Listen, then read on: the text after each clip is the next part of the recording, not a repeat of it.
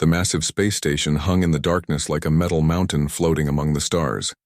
Commander Hayuk stood before the great window watching ships arrive from across the galaxy. Each vessel carried representatives from the most dangerous worlds anyone had ever discovered. These were not ordinary planets where life was easy and comfortable. These were death worlds where every single day meant fighting just to stay alive. The Krillian Empire ships arrived first, their hulls thick and heavy like armor built to survive crushing gravity that would flatten most beings into paste. The crew inside those ships had grown up on worlds where the air itself tried to kill them, where stepping outside without protection meant instant death. Their bones were dense as stone, their muscles built like cables from years of fighting gravity 3 times stronger than most species could even imagine. Behind them came the Vorthak Dominion fleet, dark green ships that looked like they had been dipped in acid because in many ways they had been. The Vorthak people lived in toxic swamps where the very air was poison, where the water could melt metal, and where every breath required special filters just to avoid dying. Their skin was thick and rough like leather. Their eyes adapted to see through poisonous fog that would blind others permanently. The Zephyrian clans brought ships covered in ice and frost. These vessels designed to work in temperatures so cold that most liquids turned solid. The Zephyrians themselves wore thick suits even in heated rooms because their bodies had adapted to cold that would freeze other beings solid in minutes. They came from ice worlds where the warmest day was colder than the coldest night on. Most other planets, General Taman walked through the station corridors greeting each delegation as they arrived. He felt proud to be part of this alliance of the strongest beings in the galaxy. Every species here had earned their place through pure survival on worlds that would kill weaker races in moments. This was the Deathworld Alliance, and they were the elite. The meeting hall buzzed with conversation as representatives shared stories of their homeworlds. Each tale was more impressive than the last. The Krillians spoke of mountains that moved under gravity so strong it bent light. The Vorthak described oceans of acid where they had learned to swim as children. The Zephyrians told of ice storms that could freeze fire itself. Then someone mentioned the humans. Lieutenant Sunho from the Intelligence Division placed a holographic display in the center of the room, showing a blue and green planet that looked almost beautiful. The assembled warriors fell silent as they stared at what appeared to be a paradise world. "This is Earth," said Sunho, his voice filled with confusion. "Our scouts discovered this species recently. They call themselves humans, and they have been expanding into space at a rapid rate. Their technology is advancing quickly, and they have begun claiming territory near our borders." Commander Hayuk leaned forward, studying the planet rotating slowly in the hologram. "Where are the danger zones?" he asked. "Where are the toxic regions, the crushing gravity fields, the deadly?" Storm Sunho looked uncomfortable. "There are none, sir. The planet appears to have moderate gravity, breathable atmosphere, liquid water covering most of the surface and temperatures that most species would consider comfortable." The room erupted in laughter. General Taman slapped his knee and grinned widely. "A comfortable world," he said. "How adorable they think they are. Tough because they live on a planet where everything is easy." Admiral Mina of the Vorthak stood up, her thick skin glistening under the station lights. "Look at this place," she said, pointing at the hologram. "Blue skies, white clouds, green plants. It looks like a vacation resort. How can beings from such a soft world possibly understand real strength?" The laughter grew louder as more representatives joined in. A Zephyrian commander whose name was unpronounceable to most species made clicking sounds that served as laughter among his people. "On our worlds," he said, "children face more danger in their first day of life than these humans probably face in their entire existence." But Captain Jinwoo from the Exploration Corps raised a concern that made some of the laughter die down. "Our intelligence suggests they are expanding aggressively," he said. "They have claimed 12 star systems in the past 5 years, and their military appears to be well organized for beings from such a peaceful world." General Taman waved his hand dismissively. "So they have some basic technology and a few ships. That means nothing. Real strength comes from surviving impossible conditions, from facing death every day and becoming stronger. These humans have never faced real hardship. How could they possibly understand what it means to be truly powerful?" The debate continued for hours. but the conclusion seemed obvious to everyone present. The humans were clearly a soft species from an easy world who had somehow managed to develop space travel through luck, rather than true strength. They posed no real threat to the Deathworld Alliance, but they also could not be ignored. Completely, Admiral Mina proposed a solution that made everyone smile. "I suggest we invite these humans to join our alliance," she said. "Let them see what real Deathworld survivors look like. When they realize how weak and soft they truly are compared to us, they will naturally fall into place as servants and laborers for our expanding territories." The idea was brilliant in its simplicity. The humans would arrive expecting to be treated as equals, but would quickly discover they were dealing with beings far beyond their understanding. They would see the crushing gravity of Krillian worlds, the toxic atmospheres of Vorthak planets, and the freezing temperatures of Zephyrian space, and they would understand their proper place in the galaxy. Commander Hayuk stood and addressed the assembly. "We will invite them to prove their worthiness," he announced. "We will give them the same test we give to all potential alliance members. They must survive on a real death world for 1 full week. If they can do this, we will consider their application." Of course, everyone knew the humans would fail miserably. Most species required months of preparation and special equipment just to visit death worlds for a few hours. The idea of soft beings from a comfortable planet surviving a full week was laughable. The message was prepared with great care. It spoke of honor and strength and the privilege of joining the galaxy, most elite warrior alliance. It mentioned the test that all members must pass and invited the humans to prove they belonged among the strongest beings in known space. As the message was sent toward Earth, the assembled representatives began making bets on how quickly the humans would fail. Some guessed they would not even attempt the test once they learned what it involved. Others believed they would try but give up within hours. Still others thought they might last a full day before begging to be rescued. None of them considered the possibility that they might have made a terrible mistake in their assumptions about both death worlds and the beings who survived them. The invitation was sent with confidence and anticipation. The Deathworld Alliance looked forward to adding a new servant species to their growing empire. Captain Do-hyun received the message aboard the human exploration vessel Harmony as it patrolled the outer edges of human territory. He read it carefully twice before calling his senior officers to the briefing room. "This is interesting," he said as his team gathered around the communications console. "We have received an invitation to join something called the Deathworld Alliance. They want us to prove our worthiness by surviving on what they call a real death world. For 1 week, Lieutenant." Yoonji studied the technical data included with the message, sir, she said.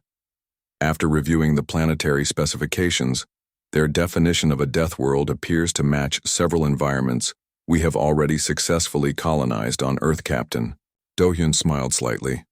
"Signal our acceptance," he ordered. "This should be very educational for everyone involved."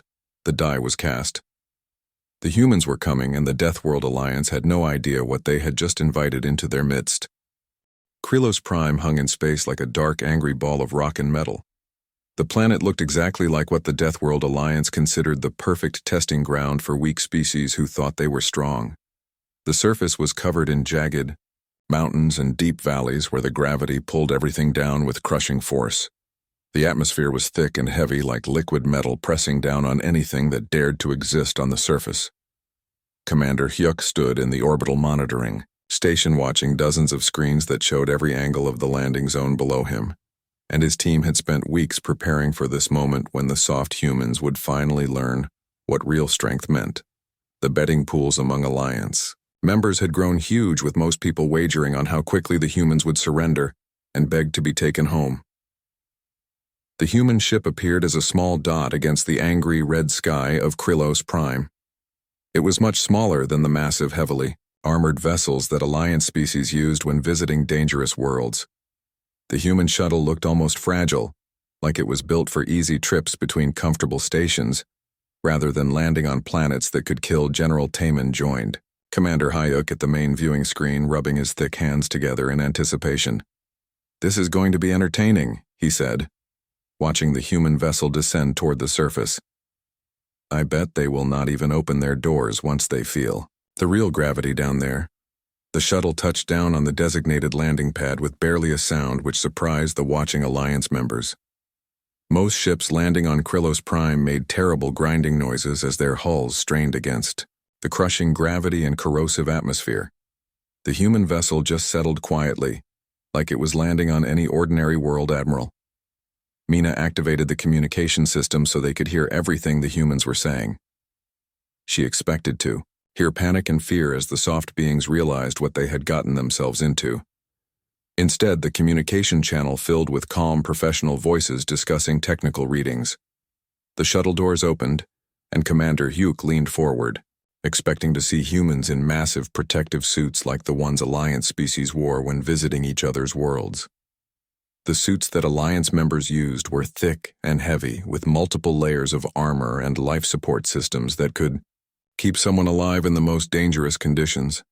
Instead, Captain Do-hyun stepped out wearing what looked like a simple environmental suit that was lighter and thinner than anything the Alliance had ever seen. It was more like the casual gear that Alliance members wore inside their comfortable space stations rather than the heavy armor needed for true Deathworld survival. "This is impossible," muttered General Taman. "They should be crushed flat by the gravity. Why are they walking around like nothing is happening?" Captain Do-hyun took a few steps and then began talking to his team. "Gravity is about 3 times Earth standard," he said in a voice that sounded completely relaxed. "This is similar to what our deep-sea research teams work with regularly. The atmospheric pressure is challenging, but well within parameters we have handled in volcanic regions back home." The Alliance observers exchanged confused and worried glances. What was this human talking about? Deep-sea research teams, volcanic regions. Their comfortable paradise world had places with crushing pressure and toxic atmospheres. Lieutenant Wu Jin, the human geologist, knelt down and began taking soil samples with bare hands that were only covered by thin gloves. Watching Alliance members gasped because touching the soil of Krylos Prime without thick protective gear should have burned the skin right off his bones. "This mineral composition is fascinating," said Lieutenant Wu Jin as he sealed samples in containers. "The pressure variations and chemical makeup remind me of the Mariana Trench conditions that our ancestor explorers mastered centuries ago." General Taman could not contain himself any longer and activated the communication channel. "What is this Mariana Trench?" he demanded, his voice shaking with confusion and growing fear. Captain Do-hyun replied casually as he continued walking across the surface that should have been impossible to navigate. "It is a deep ocean trench on our homeworld, about 11 kilometers below sea level. The pressure there is roughly 1,000 times our surface atmospheric pressure. We have had permanent research stations there for decades." Complete silence filled the Alliance monitoring station.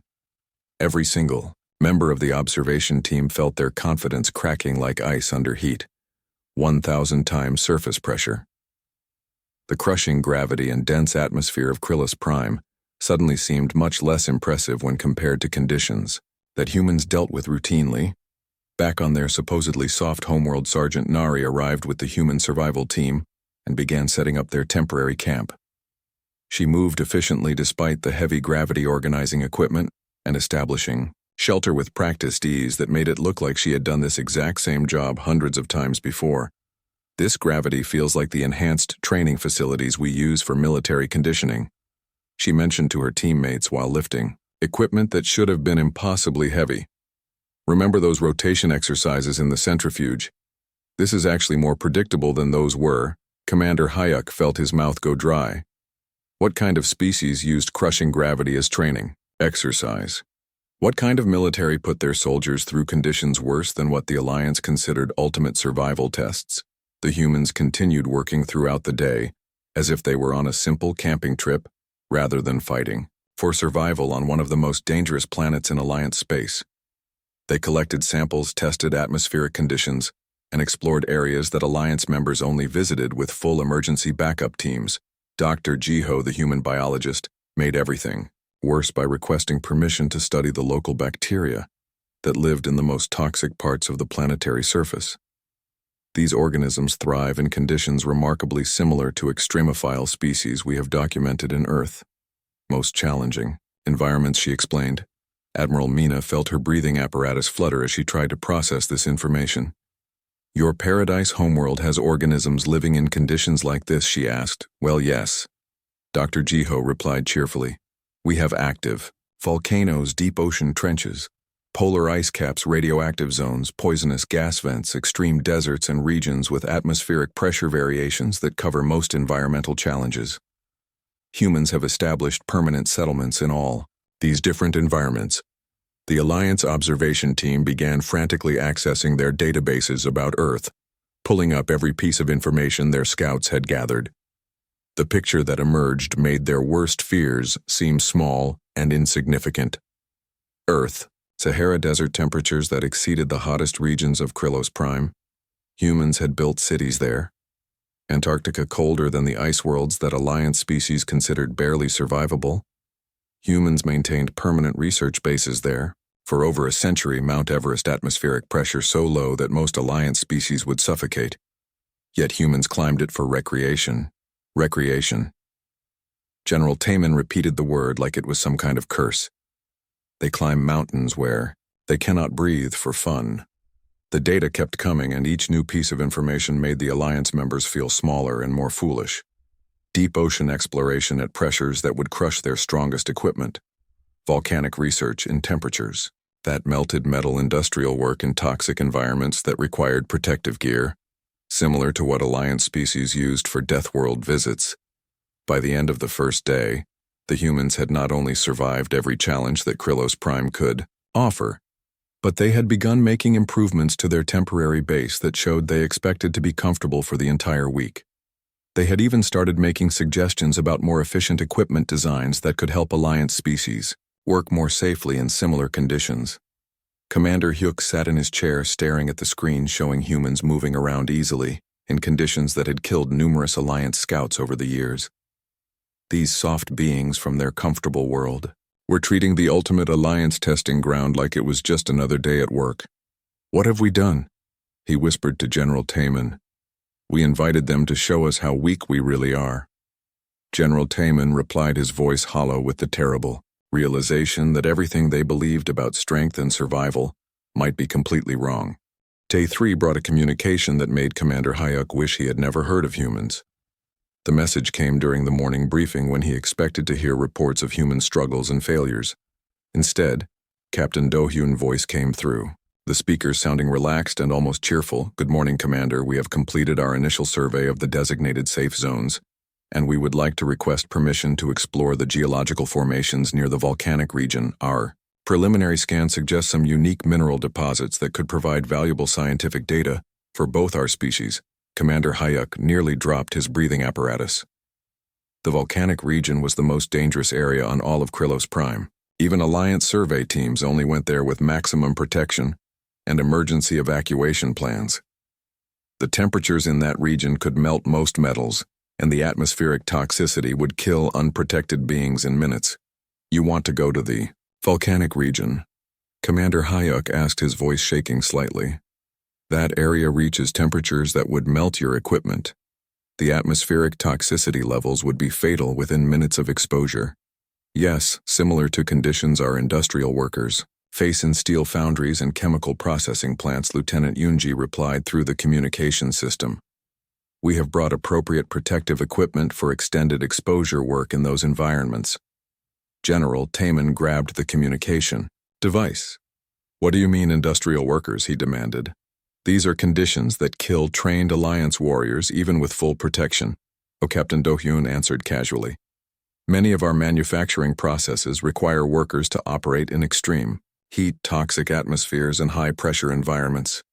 We have safety protocols and equipment designed for much worse conditions than what we are seeing here. The Alliance supervisors looked at each other with growing panic. Their ultimate death world was being compared to human factories and industrial sites.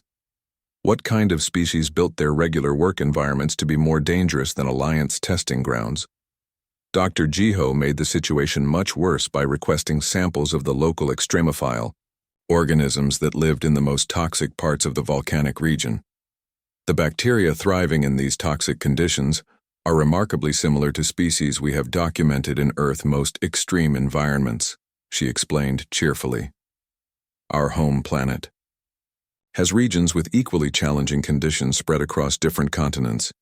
Impossible, Admiral Mina interrupted, her voice filled with disbelief. You claimed your world was a paradise of moderate conditions. How can you have regions as dangerous as our testing grounds? Well, yes, most of Earth is quite pleasant for human life, Dr. Jiho agreed. But we also have active volcanic regions, deep ocean environments, polar regions, radioactive zones, poisonous gas emissions, extreme desert conditions, and areas with crushing atmospheric pressure variations. Humans have not only survived in all these environments, but have built permanent cities and research facilities in most of them. The Alliance representatives felt their worldview cracking apart, like thin ice. They began accessing every database they had about human civilization, and what they found made their greatest achievements seem like children playing in a sandbox. The Sahara Desert on Earth reached temperatures that exceeded the hottest periods on Krylos Prime yet. Humans had built major cities there that housed millions of people. The Antarctic continent was colder than the ice worlds that Alliance species considered barely livable, yet humans had maintained permanent research stations there for over a century, with people volunteering to work in those conditions. The Himalayan mountain range had atmospheric pressure so low that most Alliance species would suffocate within minutes, yet human beings climbed those mountains for sport and recreation. They did it for fun, not because they had to survive there, but because they enjoyed the challenge, Mount Everest. Lieutenant Sunho read from his database, has an atmospheric pressure approximately 1/3 of Earth. Sea-level human beings have climbed this mountain thousands of times, many of them without sophisticated life support equipment. They climb mountains where they cannot breathe properly. General Taman asked weakly. For entertainment, the data continued to pour in, and each piece of information made the Alliance members feel more insignificant. The humans had conquered their own planet environments before even developing space travel. They had built underwater cities in crushing ocean depths, established settlements in radioactive zones, and created thriving communities in desert regions that would kill most Alliance species. But the worst revelation came when Dr. Jiho began explaining human history in casual conversation while collecting her bacterial samples. You know, she said cheerfully, Earth used to be much more challenging than it is today. Our planet went through multiple ice ages, asteroid impact events, massive volcanic periods, and complete atmospheric composition changes. Life on our world survived several extinction-level events that wiped out most species. She paused to examine a sample under her portable microscope. Human beings evolved during some of the most difficult periods in our planet history. We developed intelligence and technology partly as responses to environmental challenges that made simple survival almost impossible. Our ancestors had to be incredibly adaptable, just to avoid going extinct. Commander Hyuk felt his pride dissolving like acid. The humans were not from a soft, comfortable world. They were from a world so harsh and dangerous that only the ultimate survivors had lived through its worst periods, and those survivors had then gone on to terraform their environment into something manageable. Thidao, volcanic regions you are worried about, Dr. Jiho continued, are actually less challenging than the conditions human beings faced during our early industrial period. Cities like London and Beijing had atmospheric toxicity levels much higher than what we are experiencing here. People lived and worked in those conditions for generations while developing the technology to eventually clean up their environment. Your ancestors lived in poisonous atmospheres as part of daily life, Admiral Mina asked, feeling faint. Oh yes. And much worse, Captain Do-hyun joined the conversation. Early space colonists dealt with radiation levels, vacuum exposure, extreme temperature variations, and hostile environments that make this place seem quite comfortable by comparison. We have been adapting to dangerous conditions for thousands of years. The Alliance Emergency Council convened in a state of panic. Their entire identity as the Galaxy Supreme Deathworld survivors was collapsing. Everything they had built, their pride on, was being casually dismissed by beings they had assumed were weak and soft. How is this possible? Admiral Mina demanded. How can beings from a world that looked so peaceful be more adapted to extreme conditions than we are? Because they did not just survive their hostile environment, General Taman realized with growing horror. They conquered it completely. They turned a Deathworld into a paradise through technology adaptation and pure determination. The humans continued their work, on Krylos Prime completely unaware of the crisis they were causing among their observers. They collected samples, explored dangerous regions, and began setting up long-term research equipment, as if they were planning to stay for months, rather than just completing a one-week survival test. Lieutenant Wujin made an observation that destroyed what remained of Alliance confidence. The geological activity here is actually quite stable, he reported to his team, compared to active volcanic regions. On Earth, the predictable patterns make it much easier to work safely than in places like the Ring of Fire, where our geothermal energy teams operate regularly. They have teams that work inside active volcanic systems, Commander Hayuk whispered to himself, staring at the screen showing humans moving efficiently through terrain that had killed Alliance explorers. Derjiho, final comment of the day, completed the devastation. This environment would actually support human colonization quite well, with minimal terraforming. The atmospheric composition could be adjusted using techniques we developed for Mars colonization, and the gravity variations would provide excellent training opportunities for our military personnel. They want to turn our ultimate testing ground into a training facility, General Taman said, his voice barely audible. The Alliance members sat in stunned silence as they realized they had not invited weak beings to prove their inferiority. They had encountered a species that made their greatest survival achievements look like first attempts at understanding what it meant to be truly strong. The humans were not trying to prove they belonged with Deathworld survivors. They were Deathworld survivors who had moved so far beyond basic survival that they were now teaching others how to thrive in impossible conditions. Day 3 ended with the Alliance facing a terrible truth. Everything they thought they knew about strength survival and what it meant to be elite was completely wrong. The humans had shamed them not through superior force but by revealing how small their ambitions had always been. Day 5 brought the most humiliating experience in the entire history of the Deathworld Alliance. The humans had not only survived every challenge that Krylos Prime could offer, but they had begun teaching Alliance observation teams how to do their jobs better. It started when Sergeant Nari noticed that the Alliance monitoring equipment was struggling with the planetary conditions. Commander Hyuk was reviewing status reports when Sergeant Nari's voice came through the communication system with an offer that made his pride crumble into dust. "We noticed your atmospheric sensors are having some calibration issues," she said in a helpful tone that somehow made everything worse. "We have some techniques that might improve accuracy in these conditions. Would you like us to share our methods?" The Alliance monitoring team looked at each other in shock. Their equipment represented the finest technology that multiple Deathworld civilizations could produce. It was designed specifically for the harshest conditions in known space.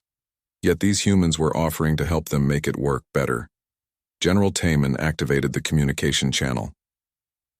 "What kind of techniques?" he asked, trying to keep his voice steady. "Oh, just some calibration adjustments we developed for similar environments," Lieutenant Wujin replied cheerfully. "We use these methods in our volcanic monitoring stations back on Earth and in our deep ocean research platforms. The atmospheric density variations here are actually less complex than what we deal with in hurricane systems." "Hurricane systems?" Admiral Mina interrupted. "What are hurricane systems?" "Massive rotating storm systems that cover thousands of kilometers," Captain Do-hyun explained casually. "They generate wind speeds over 300 kilometers per hour and can maintain those conditions for weeks. Our weather monitoring teams work directly inside these storms to gather data." The Alliance team fell silent as they tried to process this information. The humans routinely worked inside massive storms that were more dangerous than anything Krylos Prime could produce. And they did it to gather scientific data, not because they were forced to survive there. Lieutenant Wujin continued explaining, while he adjusted some Alliance equipment settings. "The key is understanding pressure gradient differentials and compensating for ionic interference patterns. We learned these techniques from our atmospheric research teams who work in the upper stratosphere where conditions are somewhat similar." By the end of Day 5, the Alliance monitoring equipment was working 30% more efficiently thanks to human improvements. The irony was not lost on anyone. The beings they had invited to prove their weakness were now helping the Alliance do their own jobs better on their own testing ground. But the real devastation came during the evening briefing, when Captain Do-hyun made a casual observation that destroyed the last remnants of Alliance pride. "You know, this environment reminds me of stories my grandfather used to tell about Earth. Early industrial cities," he said while reviewing the daily reports. Before environmental regulations, places like London and Beijing had similar atmospheric toxicity levels along with much higher population densities. People lived there for generations while working to improve conditions. Commander Hyuk felt something break inside his chest. "Your ancestors survived poisonous atmospheres while building cities," he asked weakly. "Oh yes, and they did it while raising families and developing art and literature and music." Captain Do-hyun continued, completely unaware of the psychological damage he was causing. "The really impressive part is that they did all this while simultaneously developing the technology to eventually clean up their environment." General Taman stared at the communication device in horror. They lived in conditions like this voluntarily, while creating culture and advancing civilization. "Actually, much worse conditions," Sergeant Nari added helpfully. "Early mining operations exposed workers to radiation levels that would be considered extreme even by modern safety standards. Yet they continued working while developing better protective equipment and safety procedures. Many of our greatest technological advances came from people working in environments that make this place look quite safe." The Alliance leadership felt their entire worldview collapsing around them. They had built their identity on surviving harsh conditions through strength and endurance. The humans had survived worse conditions while simultaneously advancing their civilization to the point where they could transform dangerous environments into comfortable ones. Dr. Jiho made everything worse by sharing some historical data she had brought along for comparison. "During our Cretaceous period," she explained, "Earth experienced massive volcanic activity that lasted millions of years. The atmospheric conditions were far more toxic than what we are experiencing here. Yet life not only survived but evolved into more complex forms." She paused to examine some local plant samples that thrived in the toxic soil. Human ancestors during the Paleolithic period survived ice ages, asteroid impacts, massive climate changes, and predators that could kill them easily. They did this without any technology more advanced than simple tools made from rocks and bones. The Alliance representatives sat in stunned silence as they realized that human ancestors had survived worse conditions than Alliance Deathworlds while using nothing but primitive tools. Meanwhile, Alliance species required advanced technology just to visit each other's planets safely. But Captain Do-hyun was not finished destroying their pride. "The really interesting thing about this test," he said during the final day briefing, "is how it demonstrates different approaches to environmental challenges. We notice that Alliance species focus on enduring harsh conditions, which is certainly admirable. But humans developed a different strategy early in our evolution." "What strategy?" Commander Hyuk asked. Even though he was afraid to hear the answer, "We decided that instead of just surviving difficult environments, we would work to understand and eventually control them." Captain Do-hyun explained. "We started with fire, to control temperature, then agriculture, to control food supply, then engineering to control water flow, and eventually developed technology to control atmospheric composition and even gravity itself." Lieutenant Yoonji joined the conversation with information that completed the humiliation. "Our Mars colonies operate in conditions similar to this testing ground," she said. "But we have terraformed sections of Mars to be more comfortable. We could do the same here if anyone was interested in permanent settlement. They could terraform Krylos Prime," Admiral Mina whispered to herself. "The Alliance ultimate testing ground could be turned into a comfortable colony world using human technology." The final humiliation came when Dr. Jiho offered to share some of the scientific data they had gathered during their stay. "We have identified several bacterial strains that could be useful for atmospheric processing," she said cheerfully, "along with mineral deposits that could support industrial operations. If the Alliance is interested, we could help develop this world resources to benefit everyone." The humans were not trying to prove they were stronger than the Alliance. They were offering to help the Alliance improve their own worlds, using techniques that humans had developed through centuries of turning hostile environments into thriving civilizations. "General," Taman looked at the data streaming in from human sensors that were more advanced than anything the Alliance possessed. The readings showed detailed analysis of atmospheric composition, soil chemistry, geological stability, and biological systems. All information that could be used to make Krylos Prime a better place to live. We invited them here to prove they were weak, he said quietly to Commander Hayuk. Instead, they have proven that we have been thinking about survival completely wrong. Alliance had always been proud of their ability to endure harsh conditions through superior physical strength and advanced protective technology. The humans approached the same challenges with the assumption that any environment could be improved. Through understanding adaptation and technology, Commander Hayuk reviewed the final statistics from the human test. Human casualties during the entire week. 0 equipment failures, none mission objectives exceeded all of them. Environmental improvements. Suggested over 40 separate proposals for making Krylos Prime more habitable. Meanwhile, Alliance supervision teams had suffered multiple equipment malfunctions, required medical treatment for exposure-related injuries, and learned more about their own planet from human observations than from decades of their own research. The tables had turned completely. The Alliance had invited servants and discovered teachers. They had expected to demonstrate superiority, and instead learned how limited. Their own thinking had been the humans had shamed them not through conquest but through vision. The final day of testing arrived with an atmosphere of dread hanging over the Alliance monitoring station. Commander Hayuk stared at the reports scattered across his desk, each one showing how completely the humans had exceeded every possible expectation. The test that was supposed to prove human weakness had instead revealed the shocking limitations of Alliance thinking.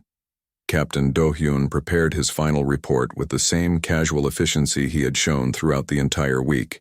His team moved around the temporary base they had built on Krylos Prime packing equipment and collecting the last of their scientific samples. They worked like people finishing a successful research expedition, rather than survivors who had barely endured a deadly trial. The communication came through during the morning briefing, and Captain Do-hyun's voice carried the same cheerful professionalism that had been slowly destroying Alliance confidence for 7 days. Commander Hyuk, we are ready to submit our final assessment of the testing environment. He said Krylos Prime presents interesting environmental challenges that are comparable to several Earth environments we have successfully colonized. With minor technological adaptations, it could support permanent human settlement quite comfortably. General Taman felt his breathing apparatus stutter.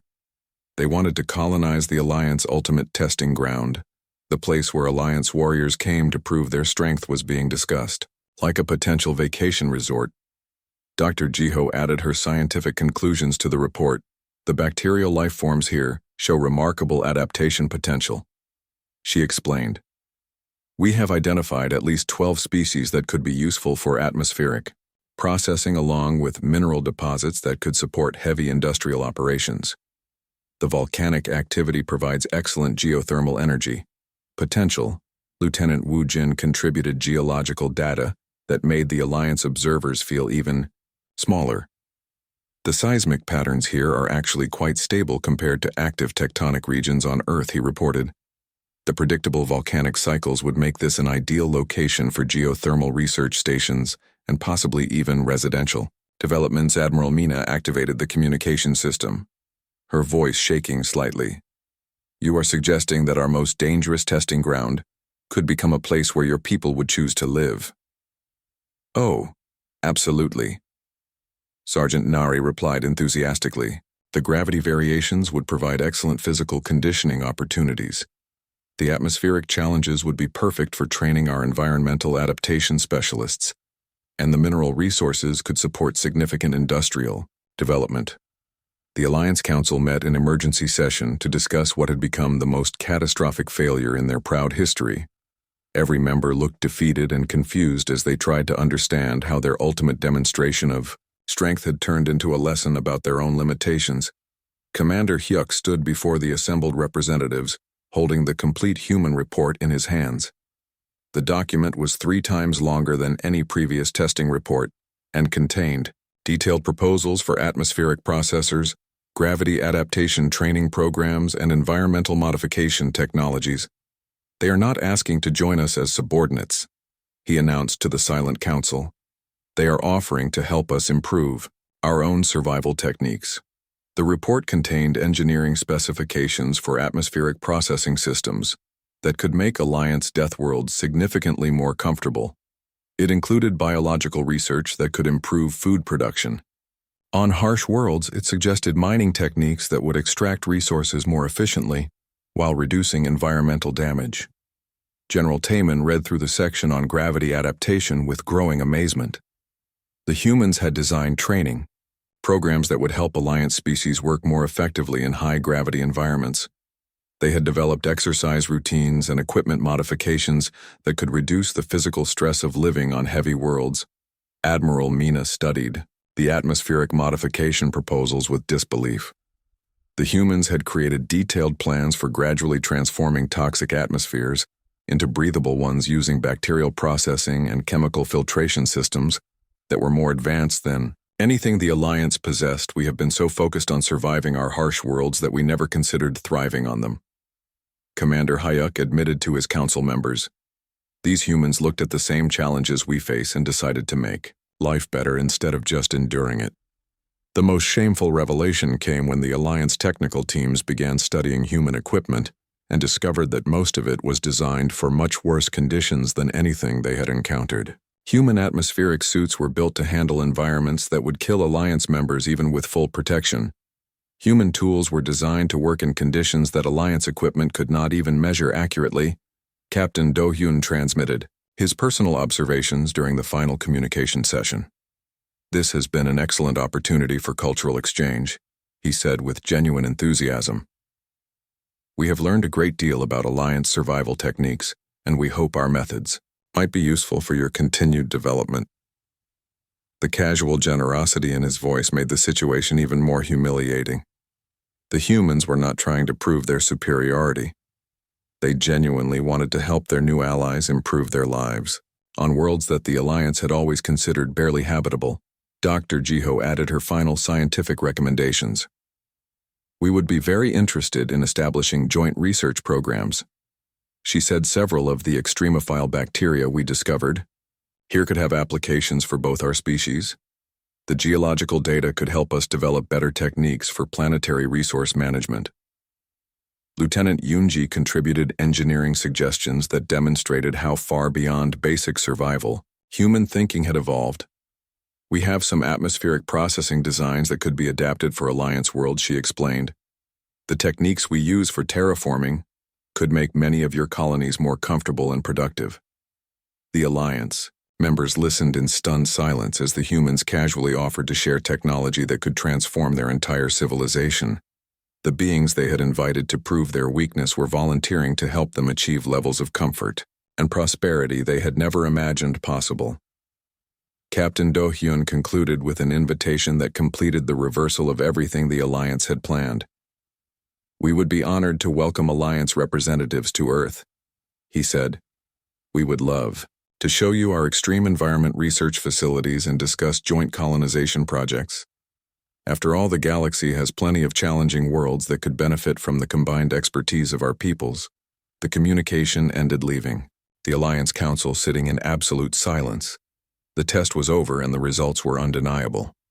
The humans had not only passed every challenge, but had turned the entire experience into an opportunity to help their supposed superior's commander. Hyuk stood up slowly and addressed the council members who had once been so confident in their supremacy. The Alliance has always prided itself on surviving harsh conditions through strength and endurance, he said. But these humans have shown us a different path. They survive harsh conditions by making them less harsh, General. Taman nodded with the expression of someone whose entire worldview had been shattered. We focused on enduring our death worlds, he said quietly. They focused on conquering theirs, and then they conquered the concept of death worlds entirely. Admiral Mina looked at the detailed proposals the humans had submitted for improving Alliance worlds. If we accept their help, she said, we admit that everything we thought made us special was just the beginning of what is possible. The Alliance faced a choice that would define their future. They could maintain their pride in mere survival, or they could learn from humanity's approach of turning survival into triumph. They could continue enduring harsh conditions, or they could work with humans to transform those conditions into opportunities. Commander Hayuk picked up the human report and held it before the council. This document contains the blueprint for making our death worlds. Into paradise worlds, he announced. The humans have not shamed us through superior strength. They have shamed us by showing us how small our dreams were. The invitation that was supposed to demonstrate human weakness had revealed Alliance weakness. Instead, the Deathworld Alliance had discovered that surviving impossible conditions was only the first step on a much longer journey toward making impossible conditions irrelevant. For the first time in their proud history, the Alliance had encountered a species that made their greatest achievements seem like preparation for something much greater. The humans had taught them that true strength was not about enduring hardship, but about eliminating the need for hardship entirely. The shame they felt was not from being defeated, but from realizing they had been thinking too small about what survival could become, when combined with wisdom, courage, and the audacious belief that any challenge could be overcome, rather than simply endured.